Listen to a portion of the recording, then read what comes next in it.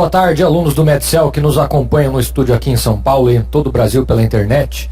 Meu nome é Leandro e hoje eu vou dar 3 aulinhas para vocês sobre temas importantes de endocrinologia que costumam cair em prova de residência. Então nessa primeira aula a gente vai abordar as complicações agudas do diabetes, que principalmente a cetoacidose costuma gerar bastante questão de prova. Na segunda aula a gente vai falar de complicações crônicas, que também geram bastante questão. E no final, a última aula vai ser sobre obesidade e síndrome metabólica, também um tema quente para a prova de residência. Então vamos lá, para começo de conversa, complicações agudas do diabetes mellitus. Então as complicações agudas do diabetes são 3, basicamente. A hipoglicemia, a cetoacidose diabética e o estado hiperosmolar hiperglicêmico não cetótico. Vamos conversar um pouquinho sobre cada uma dessas, começando com a hipoglicemia.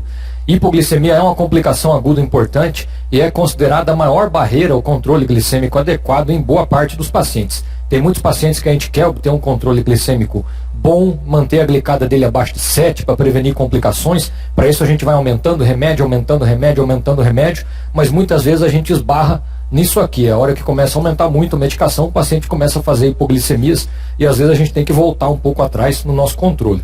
Então, o risco de hipoglicemia ele é 3 vezes maior nos pacientes que fazem um tratamento intensificado, buscando metas de controle glicêmico mais rigoroso, principalmente em pacientes em uso de esquemas de insulina intensificados. Isso é dado no estudo DCCT, onde ele observou que os pacientes em insulinoterapia intensiva tinham 3 vezes mais hipoglicemia que os pacientes em tratamento convencional. E o risco é maior em diabético tipo 1 do que em tipo 2, até pela natureza do tratamento que é feito. Tipo 1, tratamento é insulina. Tipo 2, muitas vezes usa medicações que não necessariamente se associam à hipoglicemia, então não tem tanta hipoglicemia quanto o tipo 1. E lembrar que hipoglicemia, na maioria das vezes, é um episódio leve, não costuma ter grandes repercussões, mas podem ocorrer episódios graves, inclusive com repercussão fatal.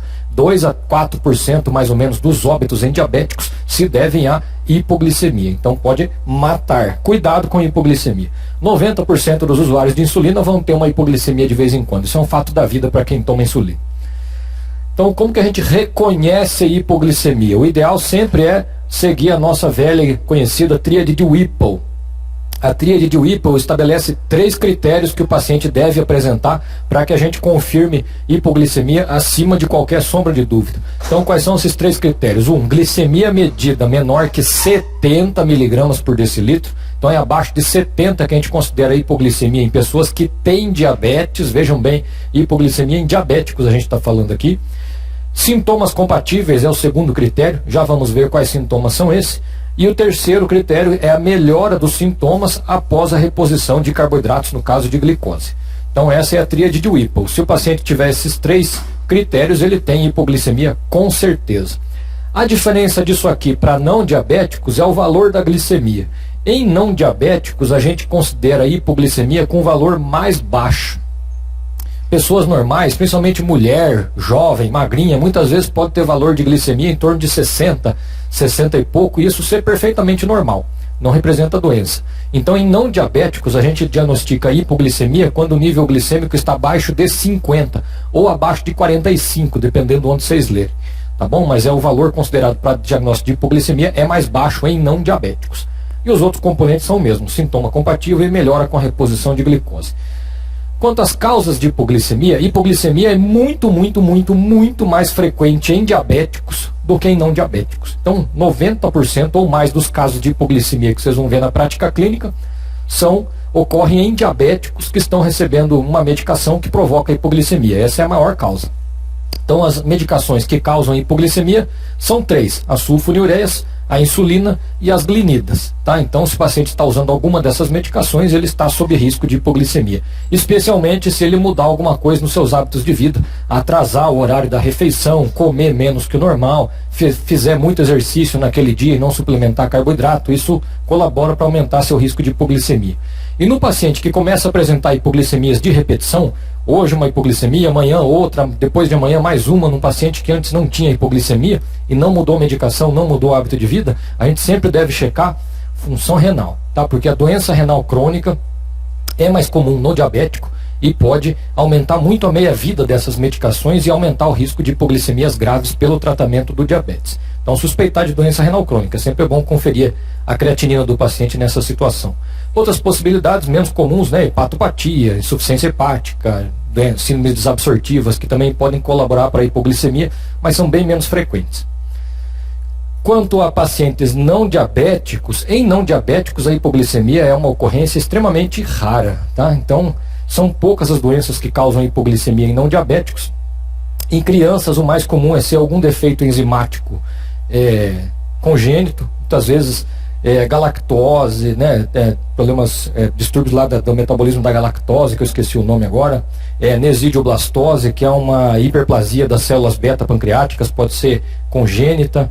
Então, em crianças, geralmente é associado a esses distúrbios hereditários, e em adultos tem várias causas. Por exemplo, tem medicações que provocam hipoglicemia, tem antibióticos que provocam hipoglicemia, principalmente do grupo das quinolonas, inibidor de ECA pode causar hipoglicemia, alguns inibidores de protease, algumas medicações antihipertensivas, diazóxido, podem causar hipoglicemia, o insulinoma pode causar hipoglicemia, vários tipos de câncer podem consumir glicose e causar hipoglicemia, pós-cirurgia bariátrica é uma situação que a gente vem observando com cada vez mais frequência, paciente pós-cirurgia bariátrica, especialmente nos procedimentos que tem algum grau de bypass intestinal, eles podem fazer uma potencialização da secreção de insulina mediada por incretinas.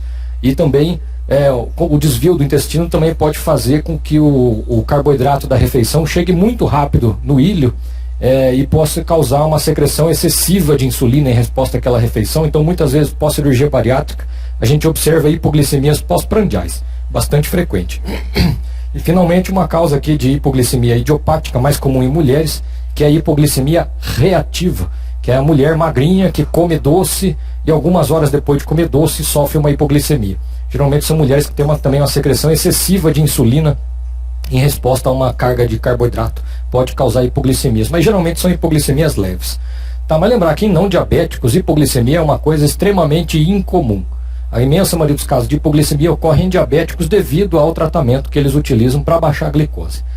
Quais são os sintomas de hipoglicemia? A hipoglicemia tem dois grandes grupos de sintomas. Os primeiros que aparecem, geralmente com nível de glicemia abaixo de 60, 50, são sintomas autonômicos, que se devem à ativação do sistema nervoso simpático e parasimpático, dando sinais de alerta, então, que devem motivar o paciente a ir ingerir algum carboidrato e tratar a hipoglicemia. Então, são os primeiros sintomas: taquicardia, tremor, ansiedade, palidez, hipertensão, fome, sudorese. Então, muitas vezes o paciente fala que ele começa a suar frio e dá tremedeira e fraqueza, né? São os primeiros sintomas aí de hipoglicemia.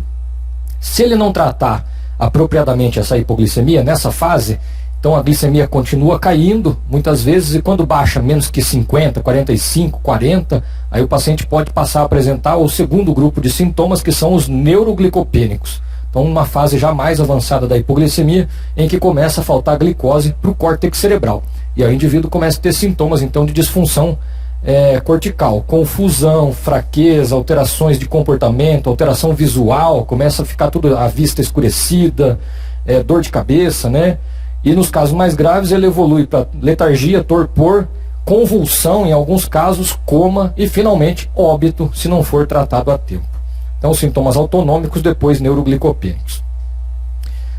Dependendo dos sintomas que o paciente apresenta, a gente vai classificar o episódio de hipoglicemia, então, em leve, moderada ou grave.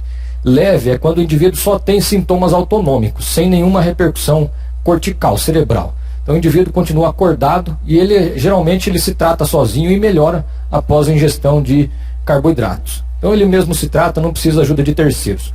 Moderada é quando o paciente já começa a ficar um pouco confuso, já precisa da ajuda de terceiros para ele tratar essa hipoglicemia. E grave é quando o indivíduo desenvolve inconsciência, convulsões ou coma. Nesses casos, necessariamente, ele precisa de assistência médica, então, que são considerados, então, episódios de hipoglicemia grave. Mas a grande maioria dos episódios de hipoglicemia é leve. E podem ocorrer, uma apresentação possível, podem ocorrer hipoglicemias assintomáticas, especialmente em pacientes diabéticos tipo 1, que usam esquemas intensivos de insulina. Se eles começarem a fazer hipoglicemias de repetição, todo dia uma hipoglicemia no mesmo horário, o córtex dele acaba se adaptando a esses níveis mais baixos de glicose e ele pode passar a apresentar hipoglicemia sem sintoma nenhum. O que é perigosíssimo, porque aí o primeiro sintoma pode ser convulsão, né? Quando chegar em 15, sei lá, de glicemia muito baixa. Então, esses são considerados situações extremamente graves, o paciente que faz hipoglicemia assintomática. Como a gente trata a hipoglicemia? Depende. Para episódios leves em que o indivíduo está acordado, lúcido, consciente, você pode tratar via oral. E aí a gente usa a famosa regra dos 15. Se oferece 15 gramas de carboidrato simples, de preferência só carboidrato, sem proteína, sem gordura. Então chocolate não é bom, bala não é bom, né? O que é bom é dar açúcar sozinho. Pode ser Coca-Cola, pode ser açúcar mesmo diluído em água, mel, são boas opções, né? Quantidade de 15 gramas de carboidratos, espera 15 minutos, se ele não melhorar completamente em 15 minutos, você pode repetir essa dose mais 15 gramas de carboidrato. Então, regra dos 15, é o que a gente usa para o paciente que está com hipoglicemia leve, mas está acordadão, só sintoma autonômico. Nas hipoglicemias moderadas a graves, quando o paciente está muito confuso ou inconsciente, obviamente você não vai oferecer nada por via oral para uma pessoa desacordada, senão ele vai aspirar. Então, nesses casos, o ideal é fazer tratamento com glicose parenteral. Pega a aveia, 20 a 30 gramas de glicose, geralmente é glicose hipertônica, diluída em um pouquinho de soro glicosado, para não ficar tão concentrado, não queimar a veia do paciente. E aí o paciente volta à vida, né, depois dessa reposição de carboidrato. Ou outra opção, né, nos pacientes que fazem hipoglicemias graves com frequência, para não ficar dependendo da assistência de um profissional de saúde, porque aqui tem uma complicação, né? Para fazer glicose endovenosa precisa ter um profissional de saúde treinado que pegue um acesso venoso e faça a medicação.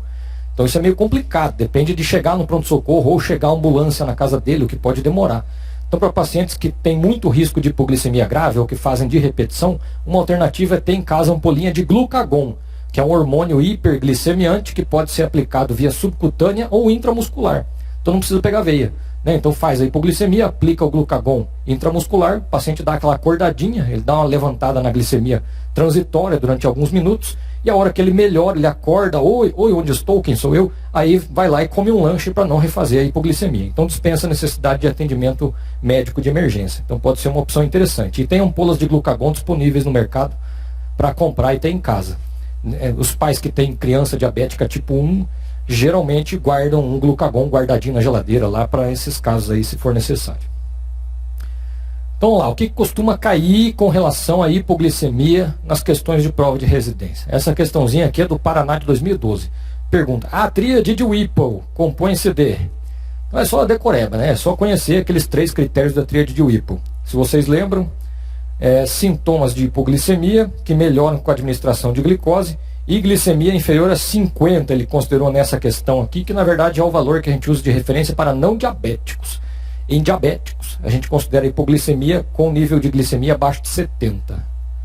Ok? Então, letra B, resposta desta questão aqui. Muito bem. Segunda complicação aguda do diabetes, e essa é extremamente importante, essa cai bastante em prova. Todo ano cai, cetoacidose diabética. A cetoacidose é uma complicação aguda que se deve ou à deficiência muito severa de insulina, quando o paciente não tem praticamente nenhuma insulina mais circulante, que é o que a gente vê, por exemplo, no diabético tipo 1 maltratado, ou no paciente que ainda tem um restinho de insulina baixinho, mas por algum motivo ele tem excesso de hormônios contra-insulínicos, cortisol, GH, catecolamina. Por exemplo, se ele for submetido a um estresse grave, se tiver em sepse, tiver uma politrauma, fazer uma grande cirurgia, né? E aí ele pode desenvolver cetoacidose também, mesmo ainda tendo uma reserva de insulina. Então pode acontecer tanto em tipo 1 quanto em tipo 2. Tá bom, gente? Cetoacidose, a gente pensa primeiro em tipo 1, né? Quando pensa em cetoacidose, associa isso mais a tipo 1 por causa da deficiência absoluta de insulina que esses pacientes apresentam.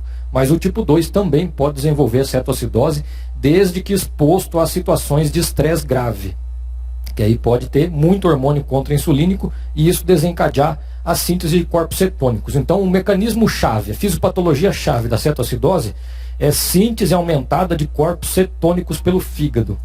E para você inibir essa cetogênese, na verdade, você não precisa muita insulina, precisa um pouquinho.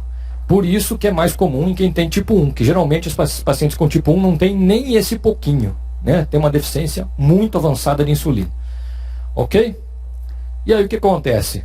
Com deficiência grave de insulina, que é o tipo 1, ou aumento importante dos hormônios contra-insulínicos em quem tem uma deficiência não tão grave de insulina, pode ocorrer então aumento da síntese de corpos cetônicos e desencadear uma cetoacidose diabética. Então a cetoacidose diabética se deve a 3 alterações importantes. Número 1, a cetose. ou na falta de insulina ou no excesso de hormônios contra-insulínicos, o fígado começa a sintetizar corpos cetônicos. Os corpos cetônicos são ácidos orgânicos, então eles vão desencadear uma acidose metabólica com anion gap alto, por acúmulo de ácidos orgânicos. E também vai ocorrer hiperglicemia pela falta de insulina, e tanto a hiperglicemia quanto a acidose vão colaborar para os distúrbios hidroeletrolíticos, ácidos básicos que a gente observa nesse paciente. Então a hiperglicemia pode colaborar para a diurese osmótica, desidratação, e o paciente chegar depletado em acidose, com muitos distúrbios hidroeletrolíticos, que é o que a gente vê na cetoacidose diabética. Então, geralmente, a cetoacidose é um quadro agudo. A pessoa tem história de alguns dias. No caso do tipo 1, às vezes é algumas horas. Muitas vezes chegam no pronto-socorro com 12 horas de poliúria, polidipsia, mal-estar. Então, tipo 1, muitas vezes começa mais cedo. Tipo 2, às vezes, é uma história um pouco mais insidiosa. Então, de horas a dias. E os sintomas são sintoma de diabetes descompensado, poliúria, polidipsia, polifagia, perda de peso.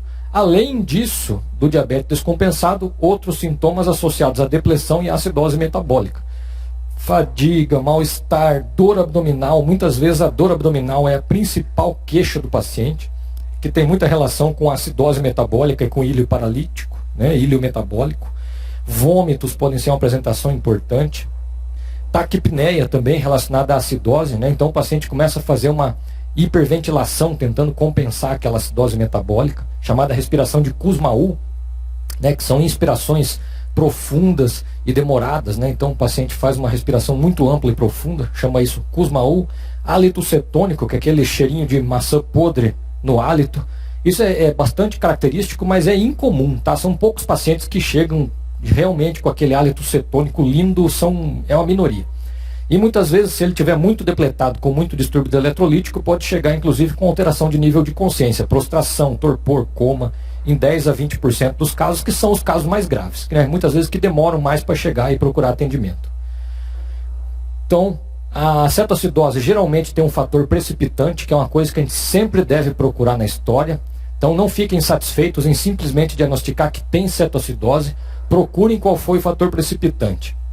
Um fator precipitante é que pode ser a primeira manifestação do diabetes tipo 1. A criança ou adolescente que desenvolveu o tipo 1, não sabia que era diabético e chega no pronto-socorro, primeira descompensação é uma cetoacidose diabética. Então é a apresentação em 25% dos casos de diabetes tipo 1. Mas nos que já tinham diagnóstico de tipo 1, tem que pesquisar. Infecção é um fator precipitante comum, principalmente infecção urinária, respiratória, né, pneumonia, pé diabético nos indivíduos com diabetes de mais longa duração. Uso irregular de insulina, muito comum na adolescência. Na adolescência, o principal fator precipitante é a ausência de uso de insulina. A menininha diabética tipo 1, logo ela aprende que se ela ficar sem aplicar insulina, ela emagrece. Daí entra no biquíni. Então, muitas vezes fica aí alguns dias sem tomar insulina para ir para a praia e aí faz uma cetoacidose e fica na UTI. Não adiantou nada, né? Infarto agudo do miocárdio, no caso do diabetes tipo 2. E o uso de substâncias hiperglicemiantes, por exemplo, glicocorticoide, né, pode causar cetoacidose diabética em pacientes diabéticos prévios. Uso de cocaína, uso de álcool também podem precipitar cetoacidose diabética. Tá bom? Então são fatores precipitantes que devem ser investigados na história. Como que a gente confirma o diagnóstico de cetoacidose diabética? É um tripé, tá? São 3 critérios diagnósticos para confirmar a cetoacidose. Número 1, glicemia maior que 250. Então tem que ter hiperglicemia. Número 2, acidose, então pH menor que 7,3 arterial, né? Ou bicarbonato menor que 15. E número 3, cetose, tá? Tem que ter cetonúria ou cetonemia. Nos locais em que, se for possível, dosar corpos cetônicos no sangue, essa dosagem é melhor do que a dosagem na urina. Mas na maioria dos serviços aqui no Brasil, só dá para dosar corpos cetônicos na urina, que é aquele exame de urina simples, mostra se tem corpos cetônicos. E não é qualquer cetonúria que a gente usa para diagnóstico de cetoacidose, né? Que uma pessoa em jejum prolongado, fazendo exercício, com febre, ela pode fazer 1 cruz, 2 cruzes de cetose na urina, mesmo não sendo diabética. Para ser cetoacidose tem que ter pelo menos aí 3, 4 cruzes, que é o que a gente considera como critério para cetoacidose diabética. Tá? Em geral tem uma cetose importante. Esses pacientes vão ter uma acidose metabólica normoclorêmica, né? Ou seja, com anion gap alto pelo acúmulo dos cetoácidos, que são ácidos orgânicos. E eventualmente em alguns casos, né, exceção, tá gente? Isso aqui é exceção, é minoria dos casos. Pode acontecer cetoacidose diabética com glicemia abaixo de 250. A gente chama isso de cetoacidose diabética euglicêmica. Que situações? Paciente que está em jejum prolongado, por exemplo, paciente que está vomitando faz 3, 4, 5 dias, aí acaba com todo o glicogênio do fígado, né? E esse paciente não está comendo, então ele pode chegar com uma glicemia não tão alta, é uma possibilidade. Gestação, também caso de cetoacidose diabética na gestação, muitas vezes cursam com glicemia não tão alta. E uma situação que está sendo descrita agora recentemente é o diabético tipo 1 que trata com um inibidor de SGLT2. Tem alguns estudos que estão avaliando o uso de dapagliflozina, empagliflozina em paciente diabético tipo 1, que é um remédio para tipo 2, na verdade, né, que aumenta a perda de glicose na urina. E aí esses estudos estão mostrando que paciente diabético tipo 1 tratado com esses remédios tem um risco maior de fazer cetoacidose com glicemia normal. Então lembrar dessa possibilidade, ok? Mas é exceção. A grande maioria dos casos vai cursar com glicemia mais que 250. Um comentário importante é com relação à avaliação de cetose. Por que é melhor dosar cetona no sangue do que na urina? Por quê? Vou explicar para vocês. O nosso fígado ele produz 3 tipos de corpos cetônicos diferentes. A acetona, essa mesmo que usa para tirar o esmalte da unha, nosso fígado produz, o acetoacetato e o beta-hidroxibutirato. Em pacientes que estão em acidose importante, com pH baixo, o principal corpo cetônico é o beta-hidroxibutirato, tá? Que é o mais abundante. No entanto, essa fitinha que a gente usa para fazer o exame de urina, que o próprio laboratório usa para fazer exame simples de urina, ela usa um método chamado método do nitroprussiato. Esse método detecta corpos cetônicos, mas detecta só acetona e acetoacetato. Ele não dosa o beta-hidroxibutirato.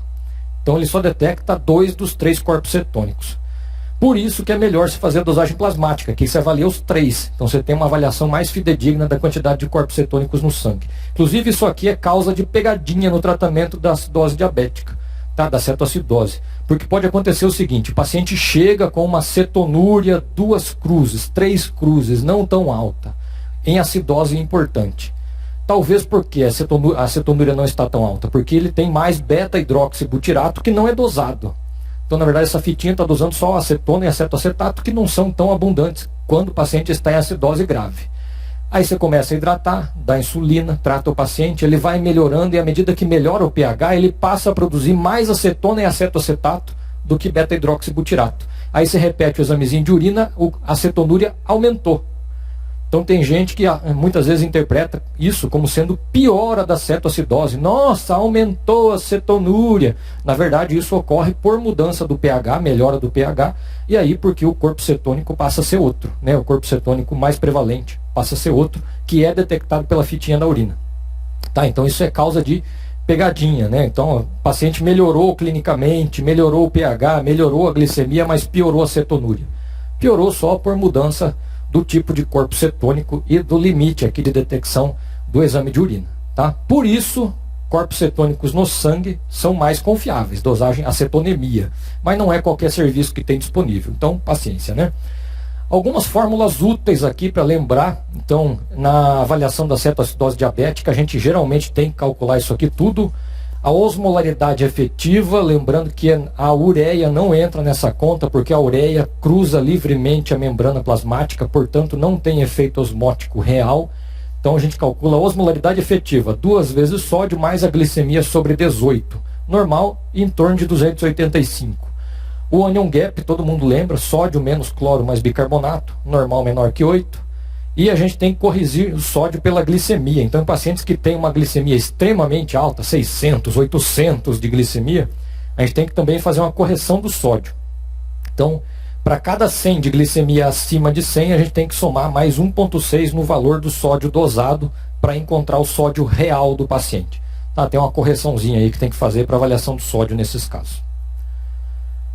E tendo esses valores em mãos, a gente classifica então o paciente diabético em 3 níveis de gravidade, né? O paciente que tem uma cetoacidose diabética leve é o cidadão que tem um pH não tão baixo, entre 7,25 e 7,3, bicarbonato não tão baixo, entre 15 e 18, onion gap está alto, mas não está tão alto, e ele geralmente está acordado, alerta, é um paciente clinicamente bem. geralmente não está tão depletado. Então esse é um cidadão que pode ser tratado no pronto-socorro, na sala de emergência, tranquilo. Não precisa de UTI. Já os outros dois, de preferência, unidade de terapia intensiva. Está em moderado, então, com pH entre 7 e 7,24, bicarbonato entre 10 e 15, anion gap maior que 12, paciente torporoso. E grave, pH menor que 7, bicarbonato menor que 10, anion gap maior que 12 e paciente comatoso é grave. Esses dois grupos aqui, de preferência, na unidade de terapia intensiva. Quem tem um prognóstico pior, precisa monitorização mais intensiva, né? É melhor ficar na UTI. A cetoacidose diabética, gente, é uma das poucas situações em medicina que vocês veem um cara chegar com pH de 6 e 8 e sair andando bem, né? Ele não morre. Então, né, porque geralmente outras causas de acidose desse tamanho matam com muita frequência. Lembrando que o torpor e o coma, eles têm uma relação muito grande com a osmolaridade. Então é importante, o paciente que chega comatoso, sonolento, não responsivo, calcula a osmolaridade efetiva. Se essa osmolaridade efetiva tiver maior que 320, isso justifica o rebaixamento de nível de consciência. Então você hidrata, corrige a hipernatremia, corrige a hiperglicemia e o paciente deve melhorar. No entanto, se o paciente chegar comatoso e a osmolaridade efetiva não está tão alta, está menor que 320, então a osmolaridade não justifica o rebaixamento de consciência. Aí você tem que pesquisar outras causas de coma. Aí vale a pena fazer uma tomografia, colher um líquor, então investigar outras causas aí de rebaixamento de nível de consciência. Tá? Então o rebaixamento de consciência tem relação linear com a osmolaridade. Quanto maior a osmolaridade, em geral, pior o nível de consciência do paciente. Quanto ao tratamento da cetoacidose, também é um tripé. Então vocês lembram, né, que o diagnóstico de cetoacidose se baseia nessas três achados: hiperglicemia, cetose e acidose. O tratamento também se baseia em três pilares principais: a hidratação, que é o mais importante, que a gente deve começar primeiro, o potássio e, por último, a insulina. A insulina é o menos importante, na verdade. Tá? O mais importante é hidratar, repor potássio, e insulina é o terceiro, é o que a gente faz em terceiro lugar, ok? E a gente vai manter o tratamento de emergência da cetoacidose até que o paciente melhore o pH. Então, muitas vezes a glicemia melhora antes. Então, o paciente pode aí 2, 3, 4 horas de tratamento já chegar num nível de glicemia praticamente normal. Mas a gente mantém o tratamento de emergência de cetoacidose até que ele saia da acidose. Ok? Até ter um pH plasmático maior que 7,3. Esse é o objetivo do tratamento e é quando a gente considera que resolveu o episódio agudo de cetoacidose diabética. Vamos lá, com relação à hidratação. Geralmente o paciente com cetoacidose diabética adulto, ele vai ter um déficit em torno de 4 litros de volume extracelular.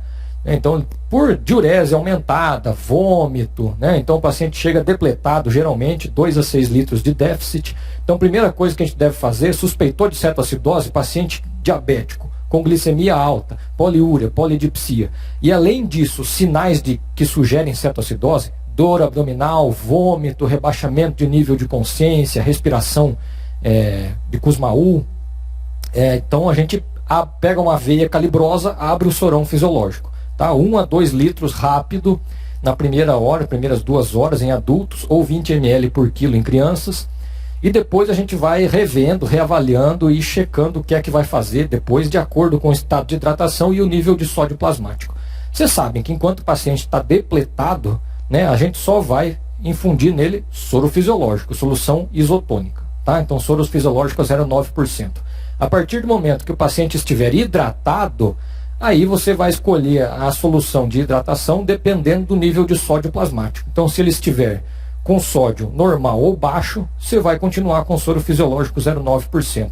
Se ele estiver hipernatrêmico, aí você pode trocar o fisiológico 0,9 por fisiológico a 0,45, uma solução hipotônica, tá? Para corrigir a hipernatremia. Lembrando de nunca corrigir demais o sódio, né? Vocês lembram da nefro lá que tem um limite de velocidade para correção de sódio. Então não passem desse limite. E um cuidado importante é ficar de olho na glicemia. O paciente chega com glicemia alta, mas você vai hidratando, vai tratando e essa glicemia vai caindo. Quando a glicemia chegar em 250 ou menos, aí você tem que adicionar glicose também na solução de hidratação. Então uma opção é fazer soro meia fórmula, né? Fazer soro glicosado 5%, mais soro fisiológico 0,45 ou 0,9, misturar os dois. Então uma solução aí glicofisiológica. Mas você tem que compensar em fundir glicose endovenosa quando o paciente chega nesse nível de glicemia.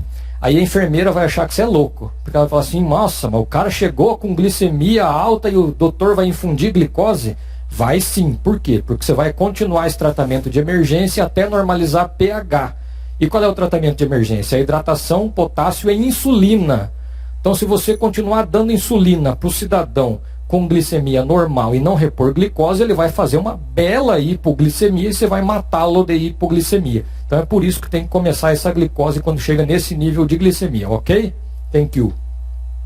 Segundo pilar do tratamento é a reposição de potássio. Potássio também é uma pegadinha, também engana a gente.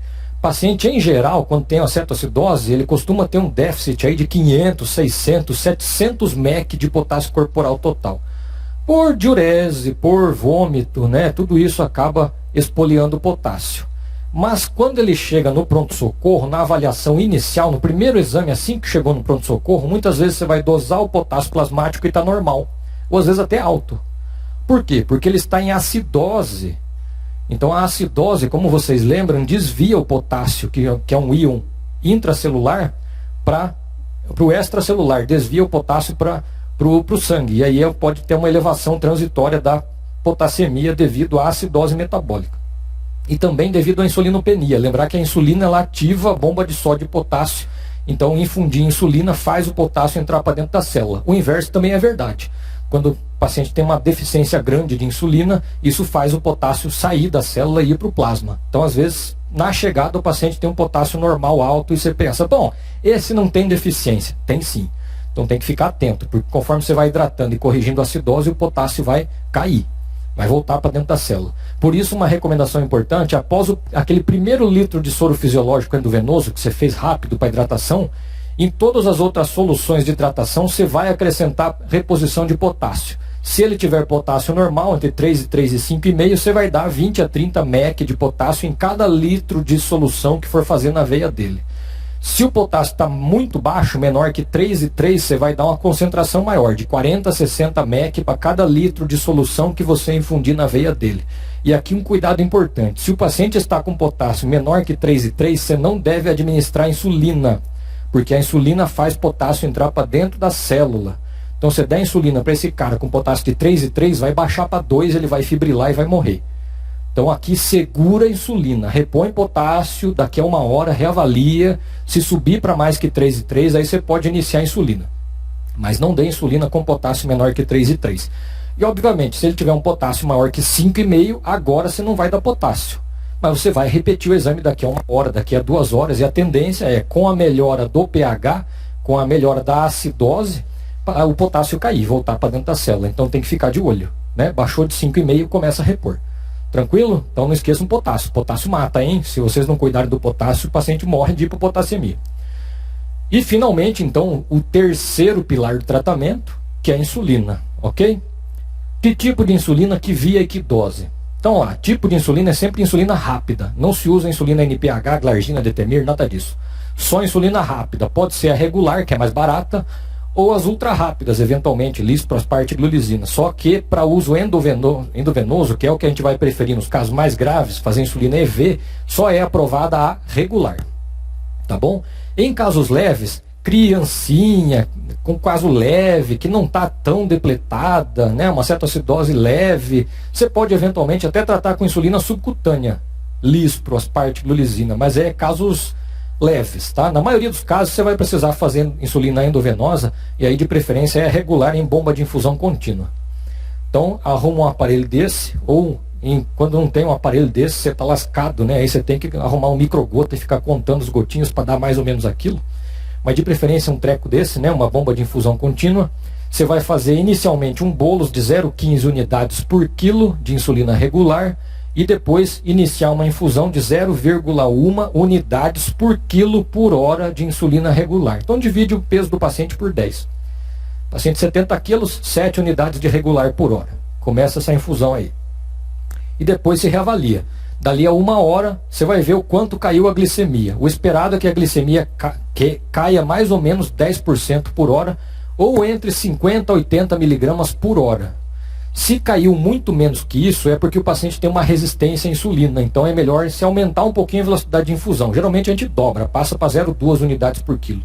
Ou se caiu muito mais que isso, quer dizer que o paciente é muito sensível. Aí você, opa, vamos mais devagar, que senão você vai corrigir muito rápido a osmolaridade e pode fazer complicações neurológicas, né? Então, se cair muito rápido, você diminui a infusão pela metade, certo?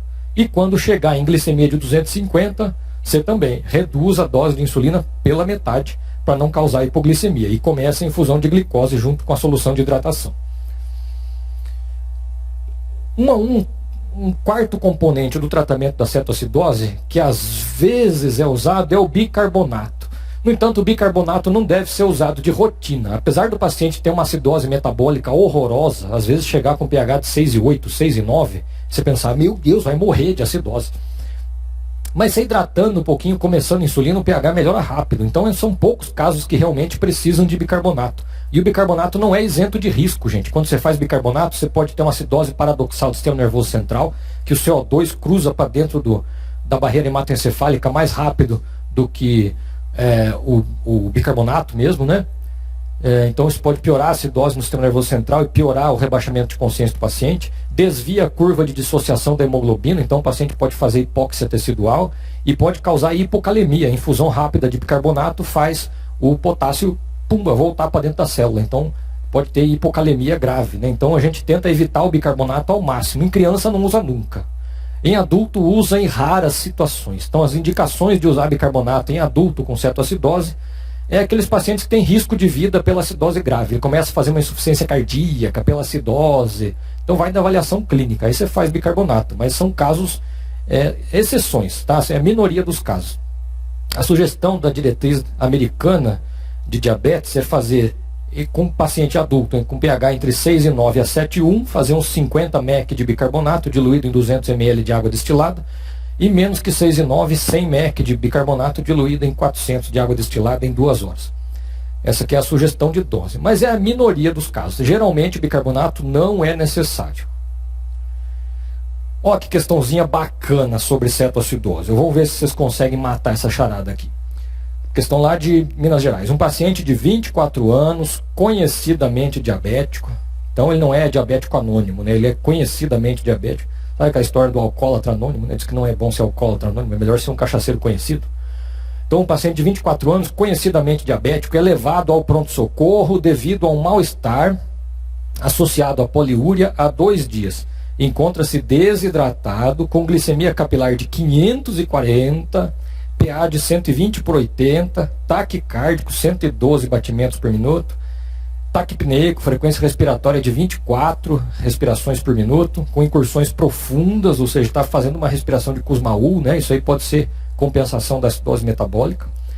Entre as condutas terapêuticas relacionadas a seguir, assinale a alternativa que apresenta a primeira medida a ser tomada. Então, assim, é um quadro que você deve suspeitar de cetoacidose diabética, né? É um indivíduo que é diabético, já tem diagnóstico prévio, com 24 anos deve ser tipo 1, né?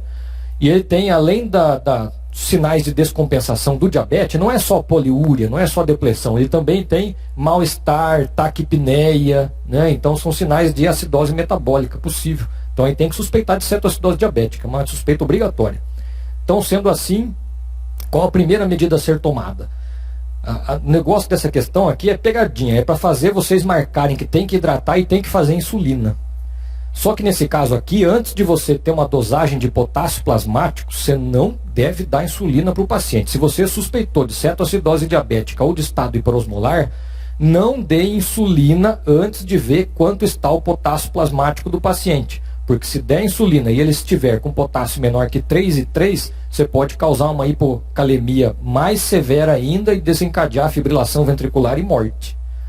Então, se você não sabe quanto é o valor de potássio plasmático, na suspeita de cetoacidose ou estado hiperosmolar, você hidrata e manda para algum lugar que possa colher potássio.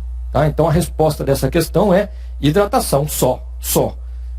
Hidratação venosa com soro fisiológico, né, cloreto de sódio a 0,9 a cerca de 15 ml por quilo por hora. Tá bom, é bastante, é 1 litro por hora, né, para adulto. Ok? Então essa que é a resposta dessa questão.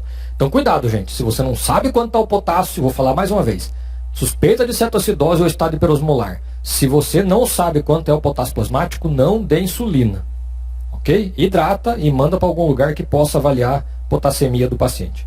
Aí se o potássio tiver mais que 3,3, aí começa a insulina. Mas antes disso não.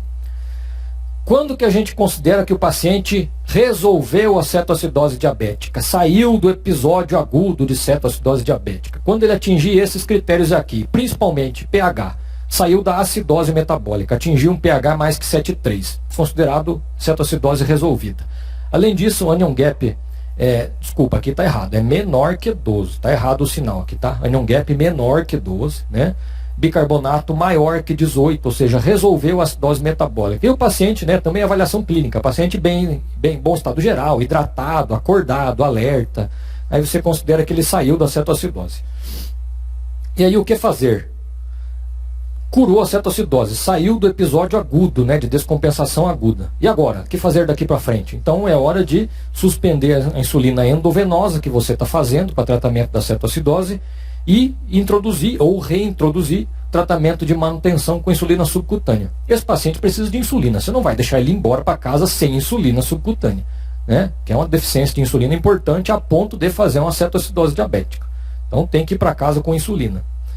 E só tem um cuidado importantíssimo que eu já vou falar. Então assim, se o paciente já usava insulina, você pode reintroduzir a dose que ele usava antes em casa. Beleza. Quando você usava? Ah, tá, prescreve isso. Pronto.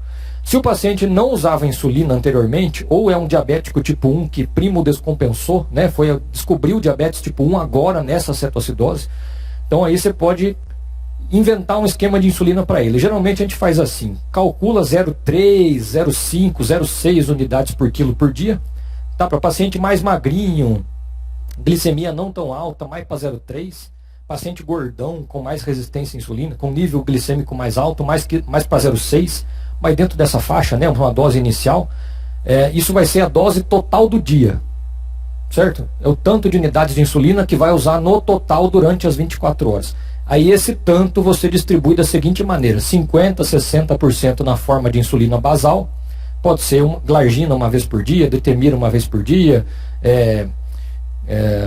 NPH 2 vezes por dia, ou mesmo a degludeca uma vez por dia, e o resto, os outros 40%, 50%, distribui em 2 ou 3 aplicações de insulina rápida nas principais refeições. Tá? Então, divide por 3. Se as refeições forem do mesmo tamanho, divide isso por 3 e põe lá de insulina rápida nas 3 refeições. E mantém ele com monitorização da glicemia capilar e suplementação de insulina rápida se necessário, né? A famosa insulina de correção durante a internação. E depois ajusta isso aí depois em casa ambulatorial. Então, por exemplo, um paciente masculino de 20 anos que pesa 80 quilos. Vamos dizer que ele saiu da cetoacidose e eu resolvi dar 0,5 unidades por quilo por dia. Então, de 0,3 a 0,6. Botei 0,5 para ficar fácil para dar um número redondo, né? Então, 0,5 unidades por quilo por dia são 40 unidades por dia. É o total de insulina que ele vai usar durante as 24 horas. Divido isso 60% na forma de basal, que seriam 24 unidades. Pode ser, por exemplo, glargina, 24 unidades uma vez por dia, beleza? Ou NPH, 12 de manhã, 12 à noite, beleza? Né? Então a insulina basal dele. E os outros 40% na forma de insulina rápida, que sobram então 16 unidades, né, dessas 40. E essas 16 eu vou dividir entre as refeições. Então assim, o café é menor, ele come mais no almoço e mais no jantar. Então pode ser a insulina ultra rápida, por exemplo, a Lispro, 4 no café, 6 no almoço, 6 no jantar. Deu 16. Ok? Então manda ele para casa com essa dose. Mas lógico, não vai embora ainda, né? Vai ficar mais um dia ou 2 aí, para ver se ele fica bem. E aí depois vai para casa com uma dose parecida com essa. Então, como você calcula, né, o início de uma dose de insulina aí para esse paciente que acabou de sair de uma cetoacidose. Um cuidado importante que eu falei que eu ia avisar vocês é isso aqui. O paciente acabou de sair da cetoacidose, agora veio um pH mais que 7,3, você considerou, beleza, resolvemos o quadro agudo, que ótimo, vamos começar uma insulina de manutenção para ele ir embora. E aí só tem que tomar um cuidado importante, porque assim, você não pode desligar a bomba de infusão de insulina e aí aplicar a insulina subcutânea. Não, porque quando você faz, por exemplo, a injeção de NPH, glargina, detemir, elas demoram de 2 a 4 horas para começar a ter efeito. Então, se você desligar a bomba de insulina EV, o efeito dessa insulina endovenosa cessa em 3 a 5 minutos. E aí, nesse momento, você aplica a NPH, ele vai demorar 2, 3 horas para começar a ter efeito dessa NPH subcutânea. Então, ele vai ficar 2, 3 horas sem cobertura nenhuma de insulina. Se ele tem um motivo para fazer cetoacidose, e ele fez cetoacidose porque tinha, né? ele pode fazer uma nova cetoacidose na sua frente aí nessas 3, 4 horas sem cobertura de insulina. Então não façam isso. Primeiro aplica a NPH ou glargina ou detemir subcutâneo e continua com a bomba ligada mais 1 hora, 2, 3. Aí você suspende a bomba quando a insulina subcutânea já começou a agir. Então ele não vai ficar sem cobertura de insulina em momento nenhum. Então tem que permitir essa sobreposição. Beleza? Não esquecer que o tratamento da cetoacidose pode ter complicações. Como tem muita acidose, muito distúrbio eletrolítico, então a mortalidade pode acontecer, mas em geral os pacientes, a mortalidade é menor que 5% em centros que tratam bem, né, diabetes. Geralmente o prognóstico é pior nos pacientes mais encacados mesmo, no idoso, gestante, paciente que já tem comorbidade, doença renal crônica. Esses pacientes têm uma mortalidade maior. A hipoglicemia é uma complicação possível, mas você pode evitar. É só não esquecer de começar a dar glicose quando chegar em glicemia de 250, please, não esqueça. A hipocalemia, mesma história, não esqueça de dar potássio, né? Paciente que tem potássio normal, alto, até 5,5, tem que repor potássio de rotina. Se esquecer, você faz hipocalemia. Pode ter síndrome da angústia respiratória do adulto, mas é incomum. Pode fazer uma acidose hiperclorêmica por alguns dias, quando você infundir muito cloreto de sódio. Mas em geral é 2, 3 dias já resolve, não é uma coisa importante. E o que a gente tem mais medo é esse último, edema cerebral. O edema cerebral é uma complicação rara do tratamento da cetoacidose diabética. Rara especialmente em adultos, ele é mais comum em crianças. E se manifesta com um quadro de hipertensão intracraniana, cefaleia, vômito, rebaixamento do nível de consciência, convulsão, incontinência, coma. Então o paciente desenvolver isso aqui durante o tratamento de cetoacidose tem que fazer uma tomografia de crânio para confirmar o edema cerebral. E geralmente ele se deve à queda muito rápida de osmolaridade. Por isso, cuidado, respeitem, né, a queda máxima de 3 miliosmóis por litro por hora. Não queiram corrigir a osmolaridade muito rápido, senão vocês pioram o prognóstico do paciente. Então, não façam superidratação, hidratem, mas não superidratem. E tem que manter a glicemia em torno de 250, 300, até melhorar o pH, até sair da acidose, certo? Fazendo isso aqui, a gente consegue reduzir um pouco a ocorrência de edema cerebral, mas mesmo assim pode acontecer. E nos casos que acontecem, infelizmente, a mortalidade é muito alta. Os 2 que eu vi morreram.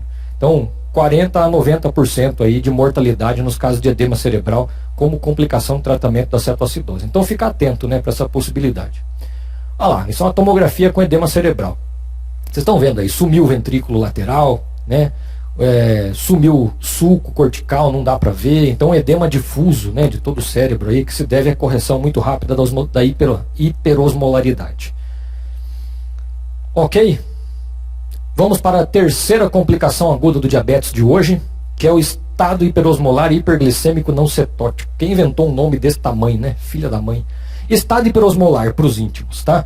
Então o estado hiperosmolar é uma complicação que só ocorre no diabetes tipo 2, diabético tipo 1 não faz hiperosmolar, só tipo 2, tá? Já vou explicar por quê. E aqui o principal mecanismo fisiopatológico não é a acidose, diferente da cetoacidose diabética, que é excesso de corpo cetônico, acidose metabólica. Aqui não, aqui a fisiopatologia é muita hiperglicemia, muita diurese, muita desidratação, depressão intensa que acaba evoluindo para hiperosmolaridade. Então o mecanismo-chave aqui é depressão e hiperosmolaridade associado à hiperglicemia horrorosa. Por que esses pacientes não fazem acidose? Porque geralmente, como são tipo 2, eles ainda têm uma reservinha de insulina endógena, né? Não são totalmente deficientes de insulina. Então, apesar de fazer uma bruta hiperglicemia, eles ainda têm uma quantidade de insulina pequena, mas suficiente para inibir a lipólise e a síntese de corpos cetônicos no fígado. Só precisa um pouquinho de insulina para bloquear a síntese de corpos cetônicos no fígado. E esses pacientes têm esse pouquinho.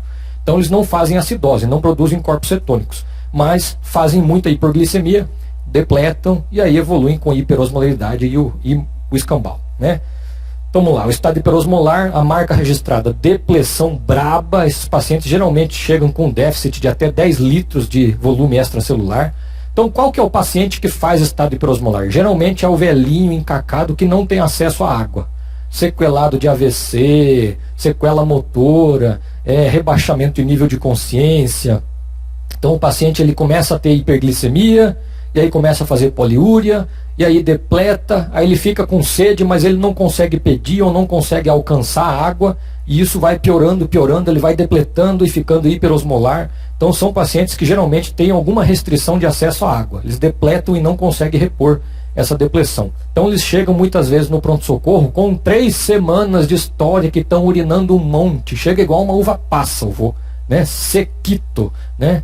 Então uma hiperglicemia severa e uma bruta hiperosmolaridade. Aí perde um monte de água livre, perde mais água do que íons, né? Do que soluto. Então eles chegam muito hiperosmolares. E quando estão muito hiperosmolares, isso rebaixa o nível de consciência. Lembrar que o rebaixamento de nível de consciência ocorre quando a osmolaridade efetiva é maior que 320, o que é comum nesses pacientinhos aqui. E eles não têm acetose, não têm acidose importante, né? Porque eles têm insulina suficiente para bloquear cetogênese hepática. Então eles fazem hiperosmolaridade, que é o treco que ocorre aqui. Critério diagnóstico: glicemia brutal, mais que 600, pH normal, bicarbonato normal, então não tem acidose, cetonúria ausente ou discreta, no máximo uma cruzinha na urina, não mais que isso. E importantíssimo, osmolaridade efetiva mais que 320. Então tem que calcular a osmolaridade desses tiozinhos. A instalação é mais insidiosa que da cetoacidose. 50% chegam em coma, né? Então a família geralmente traz assim: ah, o pai parou de conversar. Ah, mas fazia umas 2, 3 semanas que ele não estava muito bem, né? Aí tá ele seco. Então muitas vezes faz insuficiência renal aguda, né? Pela depressão. E geralmente hiperosmolares, hipernatrêmicos, então o sódio costuma estar alto. Tratamento desses casos: hidratação no capricho, né, que eles costumam estar muito depletados, muito mais que na cetoacidose. Também tem que fazer insulina, nesses casos só endovenoso, pelo nível de depressão. Não adianta fazer insulina subcutânea nesse vô, que não vai ter perfusão, né? Ele está tão depletado que aplica insulina no subcutâneo e não tem perfusão, não absorve, não faz ação. Então insulina é só EV, e a gente mantém a insulina até corrigir osmolaridade. Lembra a cetoacidose que a gente mantinha a insulina EV até corrigir pH? Aqui não, aqui a gente mantém a insulina EV até corrigir osmolaridade, então, que é o objetivo do tratamento. Hidratação tão vigorosa quanto o coração do vovô permitir. Iniciar a glicose quando a glicemia dele chegar em 300. Potássio, não esquecer de repor, a mesma história, também pode ter um déficit bruto de potássio. E tratar causas predisponentes, que geralmente estão associadas: infecção, pneumonia, etc., AVC, tem fatores precipitantes importantes. Então, meta do tratamento é a osmolaridade. Chegar numa osmolaridade menor que 315, aí você pode parar a insulina EV, né? E se o paciente tiver alerta, também é importante. Como o estado hiperosmolar tem mais depressão, mais hiperosmolaridade, mais distúrbio hidroeletrolítico e ocorre em paciente mais idoso e mais complicado, ele tem uma mortalidade muito maior. Então é mais comum fazer complicações sérias: distúrbio hidroeletrolítico, hipocalemia, hipernatremia, hipotensão, choque, hipoglicemia. E a mortalidade então chega até 50%, dependendo de onde você lê. Então 15%, 30%, 50%, que são pacientes piores mesmo. Geralmente é um paciente diabético tipo 2, de longa data, já com sequela de AVC, já com algum grau de doença renal crônica, já cardiopata. Então é complicado, né? O cara chega depletadaço, mas ele tem um coraçãozinho ruim, você não consegue fazer muito volume, né? Então é um tratamento difícil desses casos aí, por isso a mortalidade é bem mais alta que na cetoacidose diabética. Certo? Então um quadro que inspira bem mais cuidado e tem um prognóstico muito pior. Ok, gente?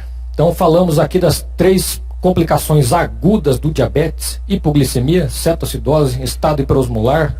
Como ilustração, vou trazer para vocês algumas questões que caíram nos últimos anos aí sobre esse assunto. Olha que questãozinha legal, de 2015. Uma pré-escolar de 5 anos apresenta história de poliúria, polidipsia e náuseas. O exame físico revela desidratação intensa e taquidispneia importante. Então essa que é a diferença, é isso que você tem que ficar atento, né? Se o paciente só tem diabetes descompensado, poliúria, perda de peso, depressão, pode ser só diabetes compensado, não quer dizer que tem uma complicação aguda. Agora, se tem estado geral comprometido, se está taquipneico, se tem dor abdominal, mal-estar, né? Aí você tem que suspeitar que além do diabetes compensado já evoluiu para alguma complicação aguda. No caso aqui, provavelmente cetoacidose, né? Uma criança de 5 anos. Levando em conta o provável diagnóstico desse caso, estará ocorrendo nessa criança, olha lá, para ver fisiopatologia, é o questãozinha, hein? Redução da quebra de triglicérides? Não. Né? O paciente que faz cetoacidose diabética, ele está num estado catabólico, ele está quebrando gordura, quebrando músculo, quebrando glicogênio, né? Então deve ter aumento da quebra de triglicerídeo, lipólise. Então A não tem não. Letra B, redução do catabolismo de aminoácidos, também não, né? Ele está quebrando proteína, mesma história, está catabolizando, então a B também está errada. Letra C, baixa concentração intracelular de potássio. Sim, né? Deficiência de insulina avançada mais acidose metabólica faz o potássio sair de dentro da célula para o plasma, para o extracelular. Então ela deve ter uma concentração de potássio diminuída. Então letra C que é a resposta dessa questão.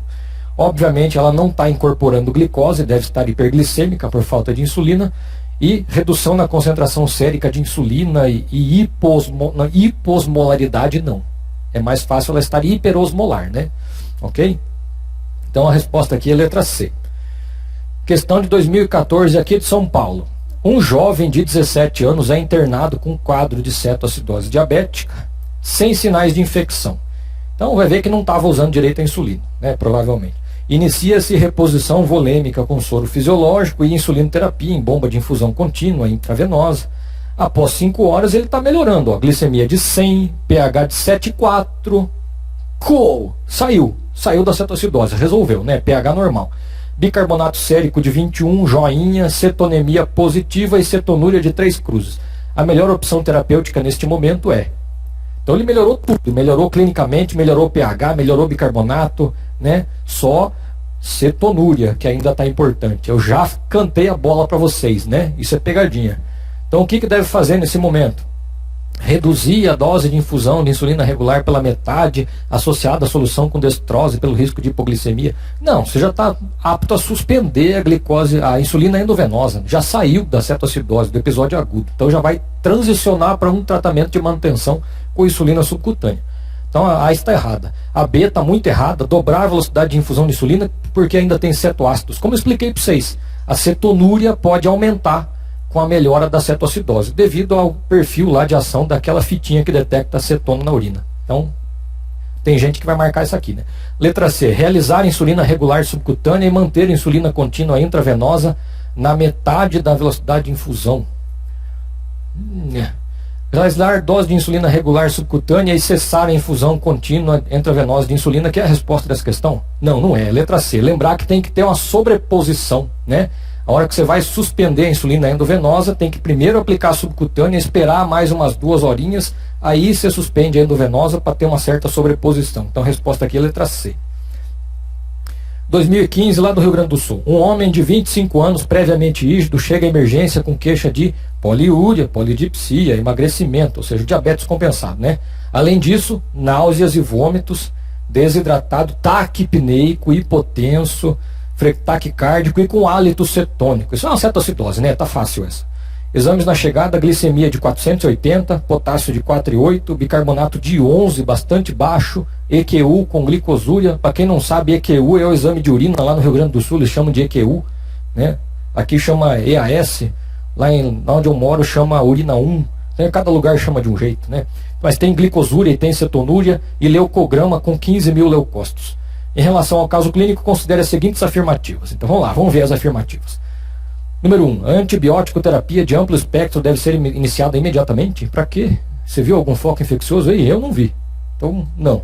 Tem leucocitose, mas leucocitose pode ocorrer pela própria cetoacidose, não é necessariamente sinal de infecção, então cuidado. Então a letra 1 está errada, não tem um foco infeccioso evidente. A afirmativa 2, reposição de potássio deve ser iniciada neste momento se apresentar diurese adequada. Tá certo, né, gente? Ele tem um potássio de 4,8. Potássio normal tem que repor potássio. Então a 2 está correta. E a 3, persistência da cetonúria durante o tratamento significa piora do quadro de acidose. Ó, de novo aquela história da cetonúria. Tá vendo como é importante isso? Ó? Então vocês sabem aqui que só a 2 está correta. Beleza? Questãozinha lá do Rio de Janeiro, deste ano. Em relação ao estado hiperosmolar e a cetoacidose diabética, assinale a correta. A. Ambos podem ocorrer no diabetes tipo 2 como complicação aguda. Correto. Né? Então, a letra A é a resposta correta dessa questão. A 2 fala que no estado, a B, né, fala que no estado hiperosmolar o onion gap está sempre aumentado. Mentira, né? Não tem acidose metabólica no estado hiperosmolar. A C, a mortalidade na cetoacidose é maior que no estado hiperosmolar? Não, é o contrário, o estado hiperosmolar mata mais que cetoacidose. D, a infusão contínua de insulina deve ser iniciada sempre antes da hidratação, balela, a primeira coisa que você inicia é sempre hidratação. E E, o edema cerebral é complicação grave da cetoacidose e ocorre principalmente em adultos, não, é principalmente em crianças, então é só a A que está certa mesmo. Beleza? Então é isso, gente, é o que eu tinha para falar sobre complicações agudas do diabetes. Pessoal de casa que tiver dúvidas, manda pra gente na área restrita do aluno, a gente responde assim que possível. Vamos dar um breve intervalinho de 10 minutos e daqui a pouco a gente volta para falar de complicações crônicas do diabetes. Até breve.